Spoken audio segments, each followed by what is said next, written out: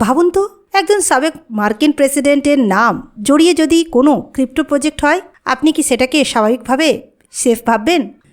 আর একটা প্রশ্ন, বিটকয়েন যদি বারবার $90,000 ছুঁয়ে আবার নেমে আসে, তাহলে কি সেটা দুর্বলতার লক্ষণ নাকি বাজারের স্বাভাবিক কারেকশন? আর শেষ প্রশ্নটা একটু আলাদা। যখন বড় বড় কোম্পানি কোটি কোটি ডলারে ইথেরিয়াম শুধু ধরে রাখছে না, বরং স্টেকিং করে নিয়মিত আয় করছে, তখন সাধারণ ইনভেস্টরের হিসাবে আমরা ঠিক কোথায় দাঁড়িয়ে? আজকের ভিডিওতে আমরা এই 3টি প্রশ্নের উত্তর খুঁজব। 3টি বড় খবরের আলোকে, কোনো হাইপ নয়, কোনো রাজনৈতিক পক্ষপাত নয়, শুধু তথ্য, বাস্তবতা আর পরিষ্কার বিশ্লেষণ। চলুন শুরু করি আজকের ভিডিও। আসসালামু আলাইকুম ওরহমতুল্লাহি ওবরকাতুহু। স্বাগতম আপনাদের সবাইকে সীমা টকিজে।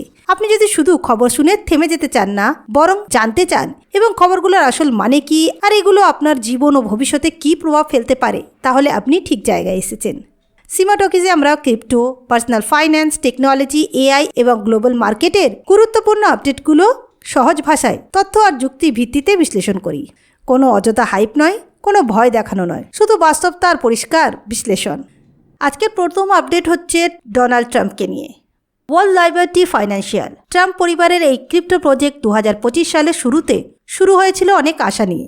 2024 সালের সেপ্টেম্বর মাসে তখন প্রেসিডেন্ট প্রার্থী ডোনাল্ড ট্রাম্প নিজেই এই প্রজেক্টের ঘোষণা দেন।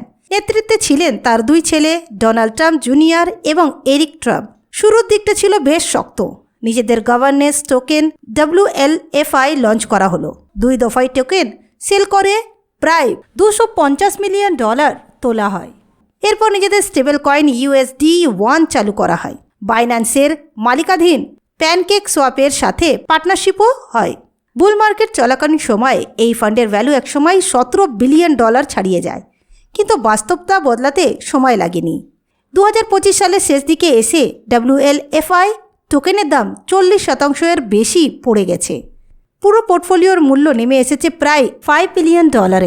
এদিকে শুরু হয় বড় বিতর্ক। সেনেটর এলিজাবেথ ওয়ারেন পর্যন্ত SEC-কে চিঠি দিয়ে কনফ্লিক্ট অফ ইন্টারেস্ট নিয়ে তদন্তের দাবি জানান। এমনকি কিছু রিপোর্টে বলা হয় স্যাংশনড দেশের কিছু লোক এই টোকেন কিনতে পেরেছিল। ট্রাম্প প্রশাসন সব অভিযোগ অস্বীকার করেছে। ওয়ার্ল্ড লিবার্টি বলেছে তারা AML এবং KYC নিয়ম মেনেই কাজ করেছে। শিক্ষাটা কি? নাম বড় হলেই প্রজেক্ট সেফ হয় না। রাজনীতি আর বিনিয়োগ একসাথে হলে ঝুঁকি দ্বিগুণ হয়। আজকে তৃতীয় আপডেট হচ্ছে বিটকয়েনকে নিয়ে। বিটকয়েন সম্প্রতি $89,000 ছুঁয়ে আবার ফিরে এসেছে। অনেকে ভাবছেন ইনস্টিটিউশনাল ইন্টারেস্ট কি কমে যাচ্ছে? ডেটা কি বলছে? বিটকয়েন ফিউচারের ওপেন ইন্টারেস্ট নেমে এসেছে 8 মাসের সর্বনিম্নে, প্রায় $42 বিলিয়ন। শুনতে খারাপ লাগলেও এটা পুরোপুরি বিয়ারিশ সিগন্যাল নয়, কারণ এটা মূলত অতিরিক্ত লিভারেজ ফ্ল্যাশ হওয়ার লক্ষণ। বাজার থেকে অতিরিক্ত ঝুঁকি বেরিয়ে যাচ্ছে। এদিকে স্পট বিটকয়েন ETF থেকে প্রায় $825 মিলিয়ন আউটফ্লো হয়েছে, যা মোট ফান্ডের প্রায় 1%-এরও কম। আর একটা গুরুত্বপূর্ণ বিষয়, বিটকয়েন ফিউচারের বেসিস রেট এখনও 5%-এর কাছাকাছি, মানে বড় প্লেয়াররা পুরোপুরি ভরসা হারায়নি। অপশন মার্কেটে দেখা যাচ্ছে প্যানিক নেই, শুধু আনসার্টেনিটি আছে। এই সময় কি হচ্ছে জানেন? গোল্ড আর সিলভার নতুন অল টাইম হাই ছুটছে, মানে বাজার রিস্ক অফ মুডে আছে। সারসংক্ষেপে আমরা বলতে পারি বিটকয়েন দুর্বল নয়, বাজার শুধু অপেক্ষা করছে একটা বড় ক্যাটালিস্টের। $90,000 না ভাঙা মানে শেষ হয়ে যাওয়া নয়। হতে পারে আগামী দিন বিটকয়েন আবার তার অল টাইম হাই ছাড়িয়ে আবার নতুন একটা হাই লাগাবে। এখন শুধু জাস্ট ওয়েট অ্যান্ড ওয়াচের অবস্থা চলছে। এবার আসবো আমাদের তৃতীয় খবরে ইথেরিয়ামকে নিয়ে। ইথেরিয়ামে বিটমাইনের বিশাল স্টেকিং আমাদের কি ইঙ্গিত দেয়? ইথেরিয়াম ট্রেজারি ফার্ম বিটমাইন সম্প্রতি প্রায় $219 মিলিয়ন ETH অর্থাৎ ইথেরিয়ামে প্রুফ অফ স্টেক কন্ট্রাক্টে জমা দিয়েছে।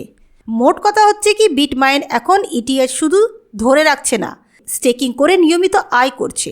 বর্তমানে বিটমাইনের কাছে 4 মিলিয়নেরও বেশি ETH আছে। পুরোটাই স্টেক করলে প্রায় 3.12% API, মানে বছরে প্রায় $371 মিলিয়ন আয় সম্ভব।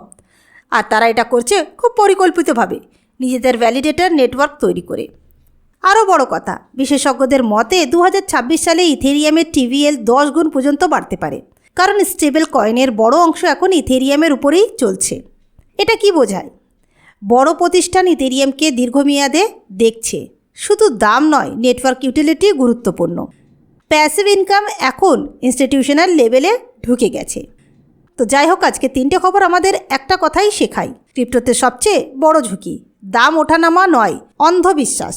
নাম বড় হলেই ইনভেস্ট করবেন না, দাম নামলেই ভয় পাবেন না। আর বড় প্লেয়ার কিছু করলেই সেটা কপি করবেন না। আপনার ইনভেস্টমেন্ট আপনার দায়িত্ব। সময় নিয়ে বুঝুন, নিজের সামর্থ্য অনুযায়ী সিদ্ধান্ত নিন। ভিডিওটা যদি আপনাকে একটু হলেও আরও সচেতন করে তোলে, তাহলে আমাদের কাজকে সমর্থন করুন। ভিডিওটা লাইক করুন, আর পারলে চ্যানেলটাকে সাবস্ক্রাইব করবেন। কমেন্ট করে জানান এই 3টি খবরের মধ্যে কোনটা আপনাকে সবচেয়ে বেশি ভাবিয়েছে। আর নিজের যত্ন নিন, নিজের টাকাকে সম্মান করুন। ইনশাআল্লাহ আপনাদের সঙ্গে আবার দেখা হবে পরের ভিডিওতে। আসসালামু আলাইকুম ওয়া রাহমাতুল্লাহি ওয়া বারাকাতুহু।